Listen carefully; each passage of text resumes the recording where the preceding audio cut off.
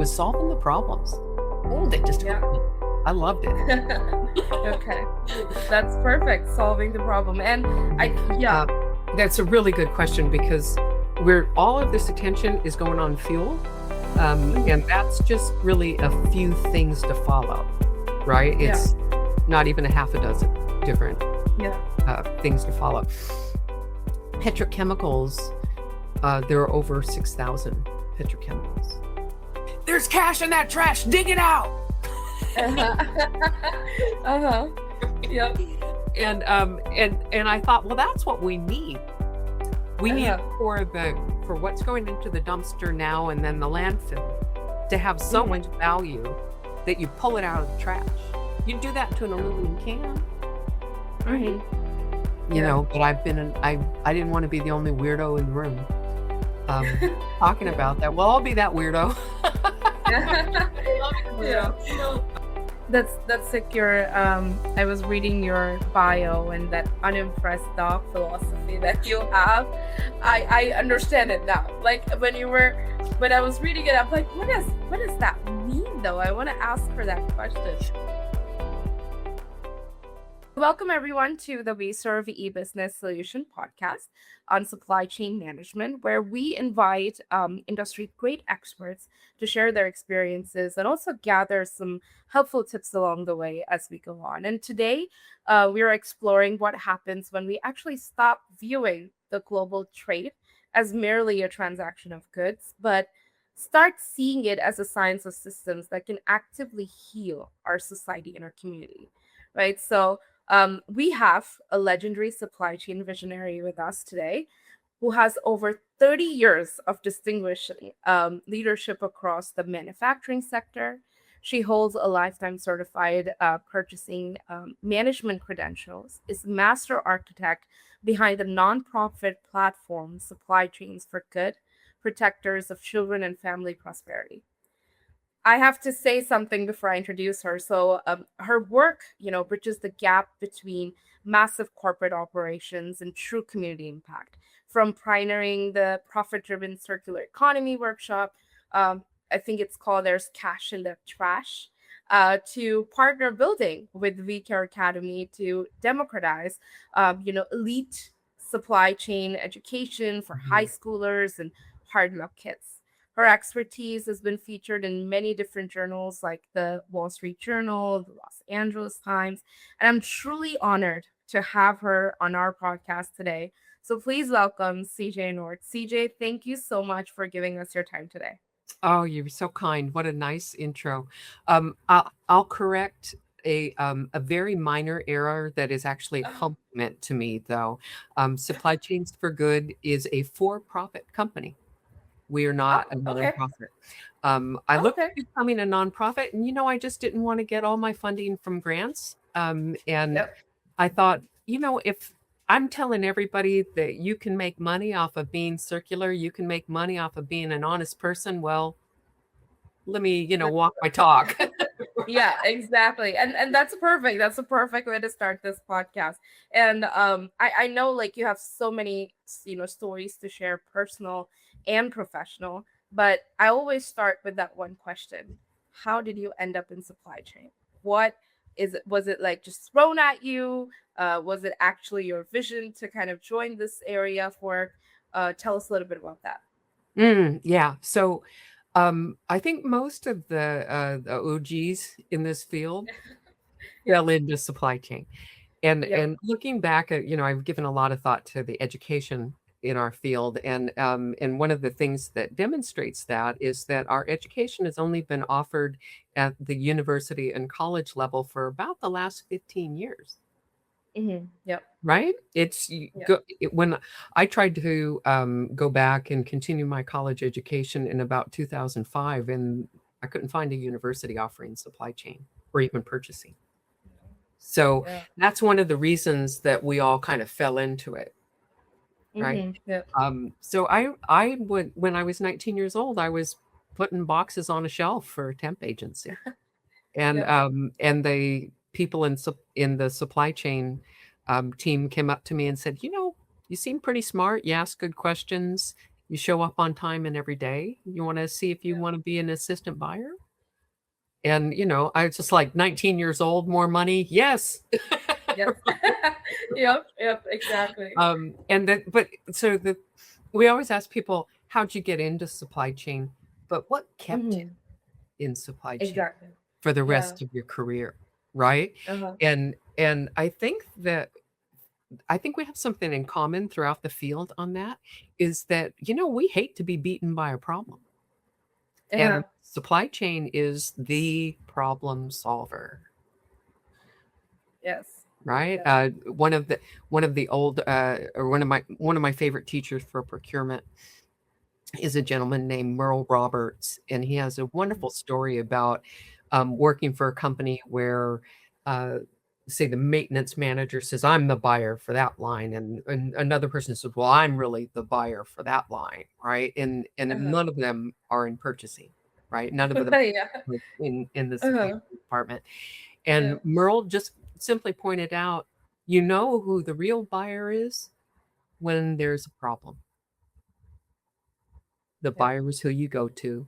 The buyer is the one who solves that problem. And that is true all the way through every position in supply chain. So it was solving the problems. Oh, that just Yeah. hooked me. I loved it. Okay.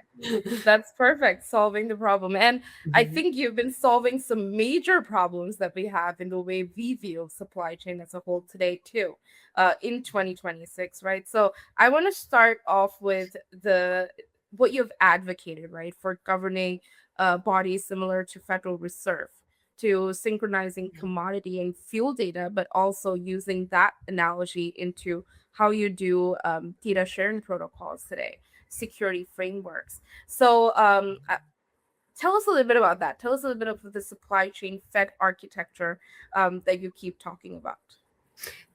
Thank you for giving me the opportunity to talk about what was just kind of a crazy idea a couple of years ago.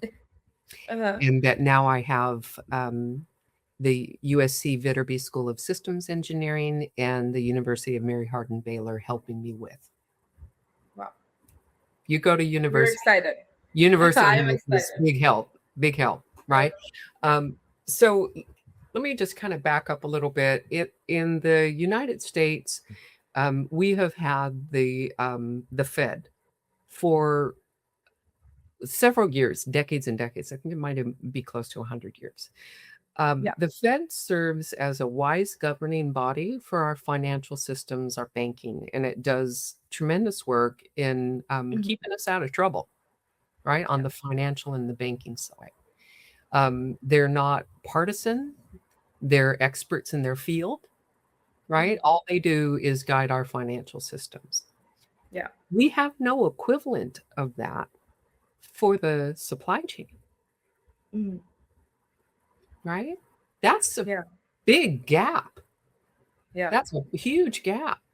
And so, what I'm advocating is that our nation and our states all need a similar wise governing body to do the proper analysis of, let's say, proposed policy changes, of current situations, and to advise on the solutions and, when needed, guide those solutions through, for example, getting partners together, getting all the stakeholders together, just like we would in our workplace, right? Mhm. Get this competitor together with this competitor to solve a Yep. problem. And only supply chain will bring all of those players together in a collaborative manner to solve problems, right? We're the problem solvers. So we often see economists on news reports talking about the economy, talking about the problems, and they do. I mean, all due respect to economists, they're brilliant people.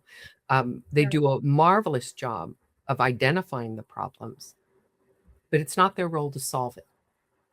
Mhm. And Yeah. that's what we need, right?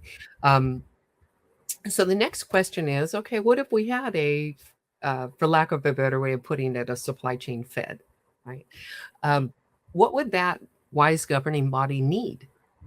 Well, they'd need a global MRP system, a global aggregated view of the material requirements planning for our nation. So you think about the United States as if, well, that's your company or that's your factory, right? Hmm. You would need to see inbound supply, you'd need to Yeah. see usage, and you need to see that date bucketed, right? Hmm. And you'd need to see capacity constraints and things like that, right? Yeah. So we thought, well, the best, we meaning the professors and I, um, we thought the best way to advocate for a supply chain Fed was to begin with modeling the global MRP system. And here's where it gets to be, in my opinion, um, almost kind of a cosmic success. You know, when something Hmm. goes extraordinarily right, it almost makes you Yeah. look like you have a crystal ball, right? Yeah. Um, Yeah. so about 3 months before the war started, I talked to the team and I said, you know, I think that we should model California fuel because Yeah. we know that we're losing these two refineries. That's going to create lots of downstream problems. So this is an active situation that we need to model. Right? Hmm. And then the war started, and we Yeah. were already started on our modeling. Exactly. Yeah. You know, how could you? It looks like I don't have a crystal ball, but it looked like I had one Yeah. at that point. Yeah. So we've been able to identify multiple problems with this Mhm. situation, and that desperately need to be addressed. I'm probably getting ahead of myself now, but that's exactly what I'm trying to do is to persuade policymakers, elected officials to take the right actions now to Mhm. avoid this disaster in Yeah. the region. And and I think you were gonna elaborate a little bit more on the fuel security aspect as well, right? Like when we're talking about California recent refinery closures and Mhm. how much we've lost in state fuel. I think it was 20% that About we have that. lost in the state's processing fuel capacity and the impact that it's made to the trucks and the annual tanker trucks. Tell us a little bit more on that. What's your wartime logistic expansion idea, or how has this helped you to kind of use that information, to, I guess, make better rationing policies? If I'm Yeah, no, you put that beautifully. Yeah. It is, and this is something that it's wonderful that a bunch of supply chain people watch your podcast. It is consistently the application of my job skills, nothing else. Mhm. Yeah. Nothing else. It is not a mystery. I'm just being the supply chain manager. No, Hmm. nothing different. So let's say I had a big um, change to factory material needs, and we had to get those from overseas instead of within the United States. I would have to measure how many containers it filled, right? Hmm. So that was just kind of a natural thing to do. Yeah. And it comes out to the annual production from the two refineries that closed, their fuel production would fill somewhere between 400,000 to 600,000 large tanker trucks. Yeah. That stretches from one end of the United States to the other and back again. Yeah. That's how much we're bringing in. I don't think that the policymakers who essentially push these two refineries out of the state, um, I don't think they did that math. Hmm. I don't think they did the math of so they switched to overseas production, not even within the continental United States, but overseas Yeah. production. Yeah. The modeling that I ran on port capacity, and I want to say in advance, I'm working with people from the refineries, and I will work with people from the ports to verify all of these numbers. Right? Hmm. They're Yeah. they might be off by a percentage. They're not Hmm. wildly incorrect. They're Yeah. just, they made so many gallons. It's just not that hard, right? Um, Exactly. The modeling for the port capacity came back that we would need a wartime level logistics expansion to bring that much fuel through California ports. And remember, it's not another container with boxes for a factory or boxes for Walmart. It's Hmm. fuel, Yeah. right? Fuel requires a different sort of logistics setup, Yeah. right? They're, anti-vapor. The unloading fuel is Hmm. pretty dangerous. You Yeah. may have heard it's flammable, Yeah. right? Yeah. Um, Yeah. right. And this and that then that flammability issue also comes into play when we're talking about trucking it in larger quantities and further, which we'll have to do Hmm. since the refineries have closed, right? Yeah. And there are several points across the state of California where you can't move a tanker due to flammability concerns. One of those points is the Caldecott Tunnel in the Bay Area. In I think it was the 90s, early 90s, or maybe the late 80s, a tanker truck exploded inside of the tunnel and everybody in it died. So we are going to need to do changes to our logistical infrastructure to Hmm. now allow those to go through, Yeah. right? And maybe we keep cars out of it while tankers are going through. Maybe it only moves at 2 a.m. You know, Yeah. again, I don't see that happening. I don't see that Hmm. planning happening because there's no coordinating body that knows what to do. Um, Mm. that's the other That thing. makes sense. Yeah, our elected officials don't know what to do. Hmm. We'd like to think they do, but they don't. Yeah. Yeah, And that's where the whole supply chain fed kind of makes sense at this point of time to kind of help you understand the risk and kind of help you with the logistics of it. exactly. Exactly. Hmm. I think one of the things that people in supply chain are really good at is knowing what we don't know. Right. Hmm. I But think that makes sense. Yeah. but elected officials, they're not that good at that, Yeah. at knowing Hmm. what they don't know. And for me, to give an analogy, it's like watching them perform heart surgery again and again. The patient dies, and they don't even realize that they need a heart surgeon in the room, Yeah. right? Exactly. I I understand where you're going with that. So according to you, then, how can companies become better when they're mapping these dependencies? I guess to especially when we're talking about petrochemical. How can we make it better?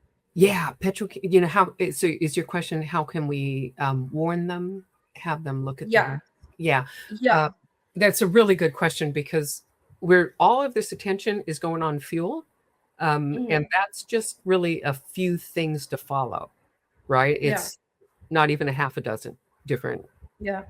things to follow. Petrochemicals, there are over 6,000 petrochemicals, and those go into, I don't know, a billion different products. Hmm. Your glasses have petrochemicals in it.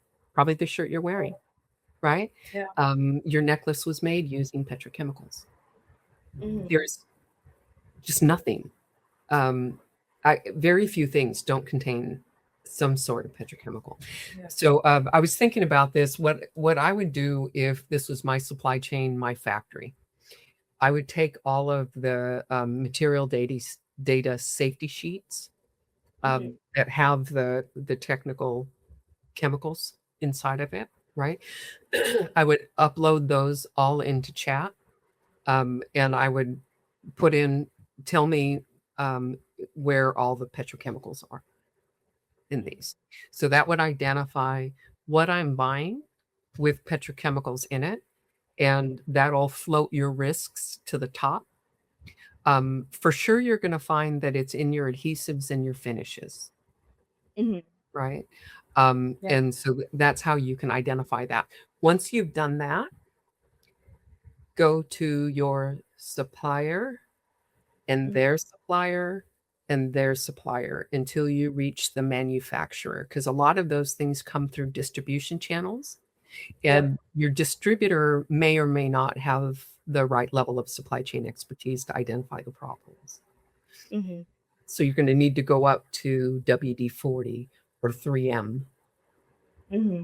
to To that level. identify, like, is your supply secure? Are you sure?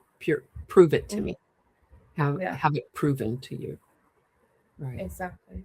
Yeah. And And I guess, mhm. will that kind of I may be jumping, here and there, but does that kind of work with the root cause analysis that you have also mentioned when we had our last conversation? It was emphasizing how we have a critical need to educate, like, the students and the elected officials and everybody in identifying the root cause, right? Yeah, Does that work here as well?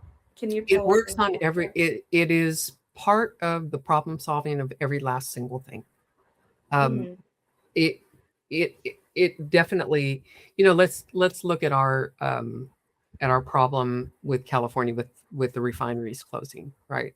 Um, they're pushed out of the state because they say that they're polluters. Okay, so let's use the Six Sigma methods, right? And begin with define. Be very Mm-hmm. specific. What pollution are you referring to, right? Mm-hmm. And will your solution solve that problem, right? Um, Yeah. so, California refineries and California fuel. This may be different this may also be the case in some European countries, but um, it's our refineries and our fuel are the cleanest in the world. Mm-hmm. It's the lowest polluting, cleanest, safest operating refineries in the world. Mm-hmm. So we've closed those clean operating refineries, and now we're buying the fuel from overseas in Mm-hmm. refineries that are not as clean. Yeah. Does the fuel specification meet our standards? Because we're going to be putting this in our expensive cars, Mm-hmm. right?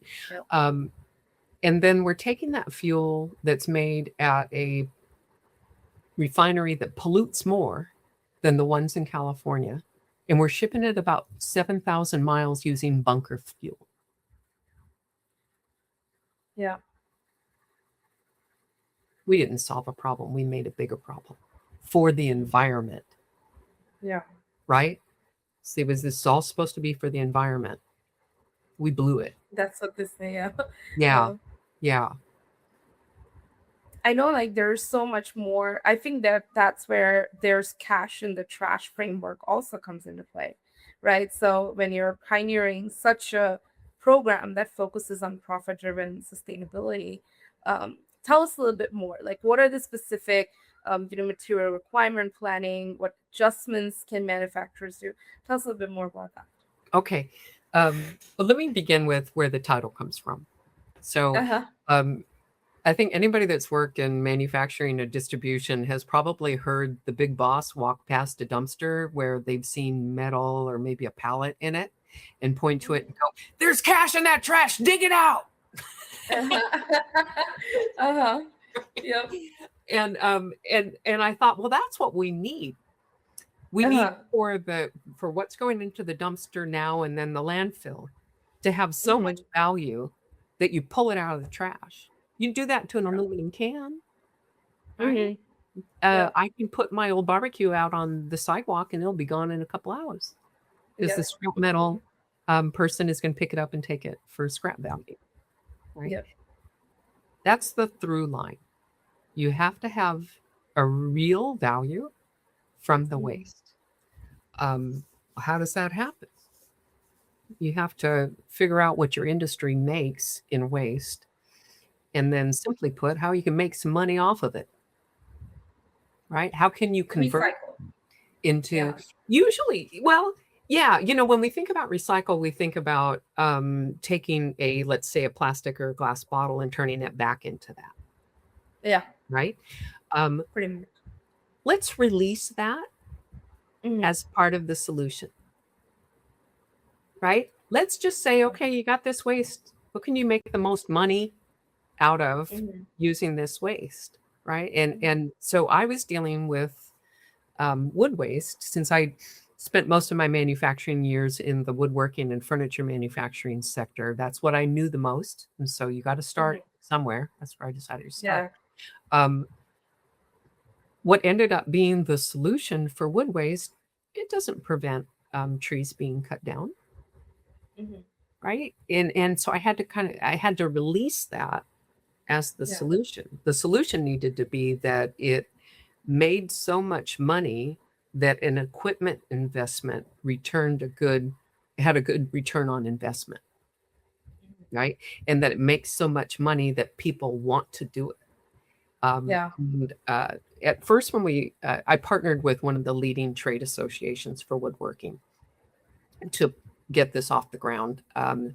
And at first, the only problem we were trying to solve is the waste disposal problem because that's a rising Mhm. cost. It's really rising a Yeah. lot. It's rising by the hundreds of percentages over year. Um, Yeah. it turned out that the solution, which will always surprise me, my friend, is that you can convert it into electricity for the same factory that created the waste to begin with. Oh wow. From wood. Yeah, Wow. How it's. does that work? I know I'm gonna like take off your time, but how does that I work? know it's okay. I mean, like we say, we can always, chop it up later. Um, Yeah. it's amazing. I will never stop being surprised. Honest to God, I'll Yeah. never stop I being I surprised. You know, I didn't know that you could do that. so I think it's common knowledge that if you can create heat, then you create electricity from it. Yeah. Heat can be channeled to create electricity. Spins the turbine. You're off to the races. Um, Yeah. the the big change in this is the development of equipment. We do not give equipment development enough credit. Those Mhm. kids that are in robotics classes, the young engineers, they're the future of Yeah. sustainability because it comes down to equipment. Yeah. And so over the last about 10 or 15 years, even closer in like the 5-year period, there's been a group of equipment manufacturers that have developed smaller, modular, super clean equipment that is affordable for a single factory to buy. And then when this goes in place, it eliminates so much of their waste disposal and their electricity costs that it pays for itself in, typically seeing under 3 years in the return on Wow. investment. The process is quite a bit different than people might think. It's almost like running your oven on self cleaning cycle. So in the system is about as big as a 40-foot container. The wood feeds into that on what's like a walking floor, kind of a conveyor belt from the feed holder into the equipment. Inside of there, the process is pyrolysis, which heats in the absence of air. And then that Mhm. heat and the gas that's created is pulled off into a generator, and that wires directly into the factory. And it reduces the amount of power that the factory needs to pull from the utility, or maybe eliminates it entirely, depending upon the system. But as they say, wait, there's more. Yeah. So when you finish that process and you have pyrolyzed the wood, you're essentially left with something that's like a wood charcoal that's called biochar. This substance has been identified as having so much value that its nickname is black gold, which is what we used to call Oh, crude oil. yep. Biochar can be converted into things like hydrogen fuel, Yeah. um, into graphene. Graphene sells for $45,000 a ton, Wow. right? Yeah. Turns out there is cash in that trash after all. Yeah. The supply chain has to be built, the equipment has to be developed. And it Yeah. feels to me very much like what we were doing in the early 90s when we were Mhm. building the supply chain that's in place today. Yeah. when we were going to CNC manufacturers and saying, it's a 3-axis, but can you make a 5-axis? Can Hmm. you do Yeah. this with it? That's where we're at. We're at the building pioneering stage of it. And I think when we recognize that it's something that we're not going to just pull off the shelf, Hmm. that we have to build, then we know Yeah. what work needs to be done. And it's just Exactly. work Yeah. like any other supply chain. That's the thing, is that we have tried to develop circularity using non-supply chain principles. Hmm. You build it like any other supply chain, based upon Wow. profit, driving investment. That's what creates Yeah. jobs. Wow. That's like the perfect example. I don't think I've had anybody give me such a beautiful example You of know, how that much can be supply done chain with can do. plastics in textiles too, and tires. Hmm. You don't end up with the Yeah. biochar, but we can take all of these things and we can convert them all into electricity without harming air quality. And in the process, it reaches such high heats that it destroys things like the PFAS in Yeah. it. So you're disposing something that is greatly reduced in size and has had all the harmful chemicals removed from it. It's a elegant solution. It's amazing. It's like, why wouldn't you want to do something like that when it's making you, especially that kind of money, but also, Mhm. kind of giving you the cash within the trash, right? So I love Oh, that. I love that absolutely. framework now. I understand it, and I think everybody should adopt it. It should be taught in schools and colleges, and I think that's where, your whole system comes into play. Is when you say that you want to work in terms of supply chain education, and your collaborations with the We Care Academy focuses on a lot of that, right? Like, Exactly. little leader circulum, simplifying complex concepts, and Mhm. making them accessible to even high school and diverse learning backgrounds. Like, I know we had high school programs where we could get certificates at, our 12th grade, where we can go in and learn extra things that we wanted to do. So Mhm. tell us a little bit more on that, because I know I would have been, if I would have gotten such an opportunity, I would definitely have gone for something that is so, diverse. Oh, So, I would have eaten this class up when I was in high yep, school, right? exactly. We were talking earlier about how it's really only been recently that supply chain programs have been added to universities, right? Hmm. Um, our profession built an educational ladder without a bottom rung, Hmm. Yeah, you just right? get dumped on it. Yeah, We didn't build the beginner program. We yeah, offered advanced reading without teaching anybody the ABCs, right? yeah. And in plain simple language that a high school student or somebody who doesn't understand the least little thing about supply chain can comprehend, right? And that's one of the differences with VCare Academy curriculum, is that it's simply put, plain Hmm. language, right? Hmm. And Yeah. it's also put in a storytelling format, right? Because a lot of times supply chain professionals will explain things and we lose people with master's degrees at the table. We Hmm. need to learn to Yeah. speak plainly. And VCare Academy does an excellent job at that. They were also the only, I went to the major educating organizations for our field with Hmm. this idea actually for a couple of years. And Hmm. said, we need something for high schools, and they're not going to pay a lot, right? Public schools are not going to pay a lot for curriculum. They don't Yeah. normally pay for it at all, right? Um, and I got strung along, strung along, strung along. And then when I met the founder of VCare Academy, a wonderful man named Zishan, and I just said, we're missing the high school kids. We're also missing the hard luck kids, and Hmm. those are the Yeah. ones that go into jobs at a warehouse. They need basic education, and the career and technical education programs are in high schools are teaching fields without nearly the number of job opportunities that supply chain does. Supply chain employs a Yeah. third of the United States workforce. It's Mhm. twice as big as the medical profession, right? And they're Yeah. not teaching it. Yeah.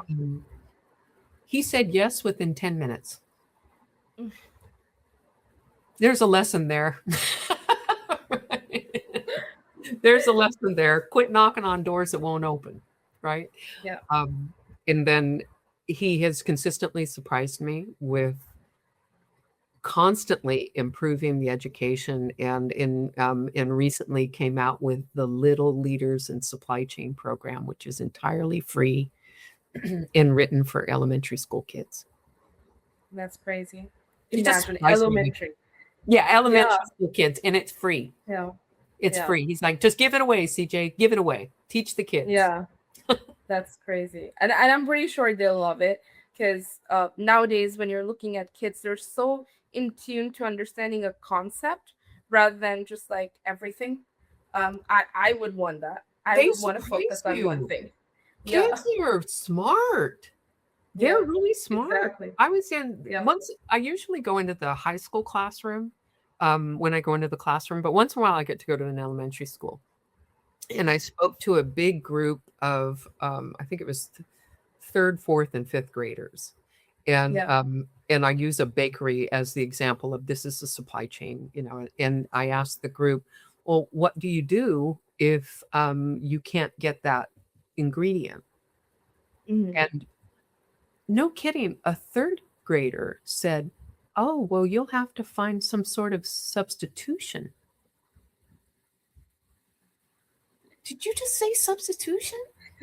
How do you know that word? Like, do you have bills of material at home that you're looking at? Right? I mean, how did Yeah. and it just really illustrated to me that some of these are natural concepts. Yeah. And also I find that kids who have been exposed to some level of poverty have Yeah. a intuitive grasp of supply chain. Yeah. Because they're very artsy, right? They have to make do with things that they have. They've had to make a So substitution. exactly. Right? Yep. They've Right? had to make exactly. You're Mhm. absolutely right. And I think that's where I want to talk a little bit. I know I have so many questions that I want to get over, but I know we have little time. We might have to make an episode 2 out of this, but there's so much of your own story that goes into all of this in terms of ethics and the gaining perspective for students and stuff like that. I want to start first with your book. And then I also do want to talk a little bit about your personal, back and forth with cancer, stage 3 breast cancer, and how that has changed you fundamentally when you're managing all of these, philosophies for Mm. young kids and young minds. So the book is called, and it's in progress now, hoping to have Mhm. that out in early 2027. Um, Mhm. the book is called The Heart of Supply Chain, a book about power. Yeah. And it's about our power. Mhm. And first I must reach your heart. And nobody has ever talked to us about that before, Yeah. right? Nobody ever comes to a supply chain conference and says, let me tell you about the higher ideal. Let me speak to that little spark in your heart Yeah. that you knew was there the whole time. Mhm. Um, and I've delivered these concepts to different groups of supply chain people, and it's just wonderful to see their beautiful faces. Um, just like nobody's ever said this to me before, CJ, but I've always thought that, Yeah. but I didn't want to be the only weirdo in the room talking Yeah. about that. Well, I'll be that weirdo. Yeah. I'll be the Yeah. weirdo. The So in the book also I give multiple examples of how I have used supply chain to drive societal level change. And one of those examples that I think it was really an aha moment, was I've done a lot in the city that I live in to make it safer, reduce Mhm. crime and make it safer. Um, Yeah. and we had reduced our public safety budget year over year, laying off Mhm. officers. There's a minimum amount of boots on the ground law enforcement that you need per citizen, or Mhm. your crime will go up. Study after study about that. Yeah. You know, it impacts your response time, everything, right? Yeah. Um, and I had sat through a couple of the public safety committee meetings that were the committee was made up of neighborhood watch captains in the city, which I Mhm. was. And the director of public safety had said we don't have the money to repair that equipment. We need new equipment. We don't have an officer to patrol the bike path. Kept coming up again and again. Um, and in one meeting, the lieutenant opened with, there was a righteous rape on the bike path. And by righteous, we mean the victim.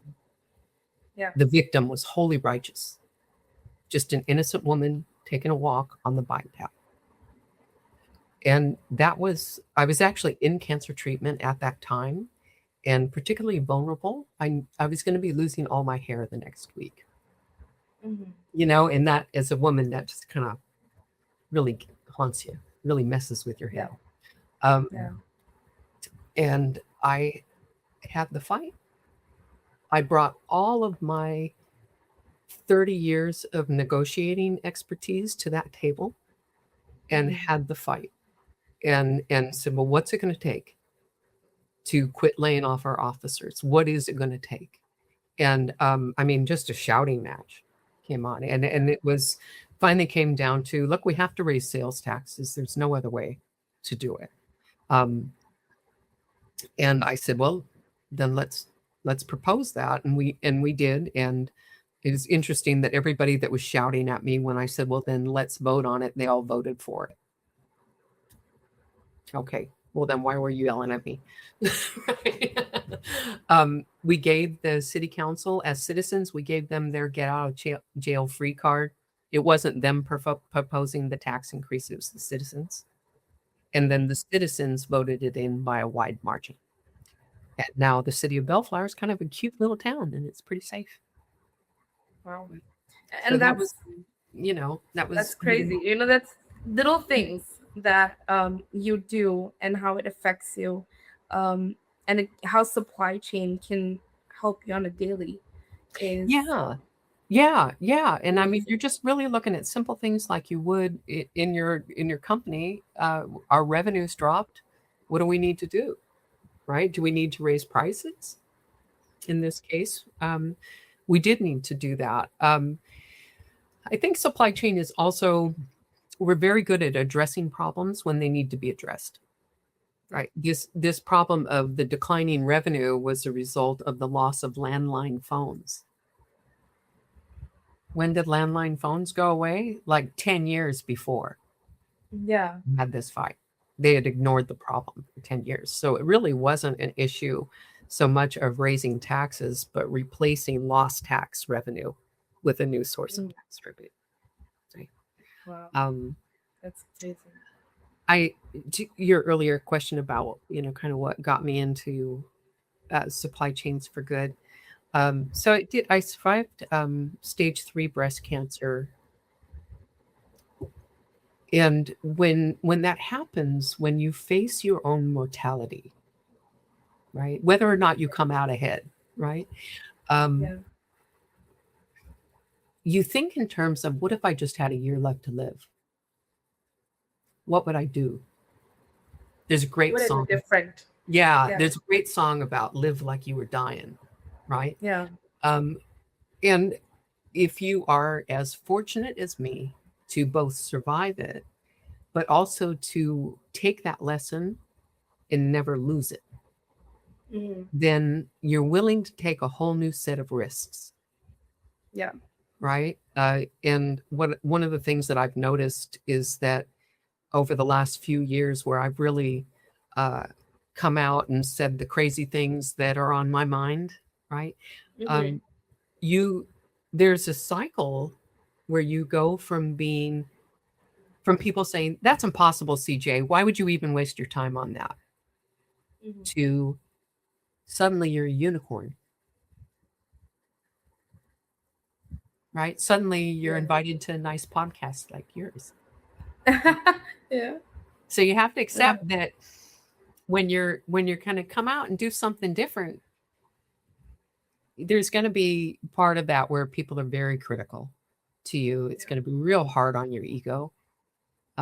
You're going to have a an internal compass that points to true north Mhm. to get you through Yeah. that, right? That's like your I was reading your bio and that unimpressed dog philosophy that you have. I understand it now. Like when I was reading it, I'm like, what does that mean though? I want to ask her that question. But like the whole podcast, and it kind of makes sense of how um how you're so grounded and you understand the perspective. Yeah, yeah. And here's the thing. So the mission of the company is the protection of children and family prosperity. Mhm.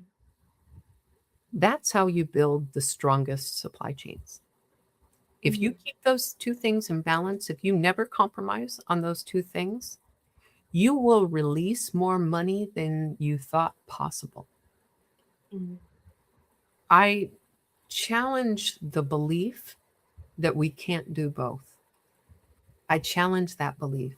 I think that there is more money, not just for the presidents of the company, but I think there's more money that we could release by Mhm. sticking to this principle that all things must protect children and family prosperity, right?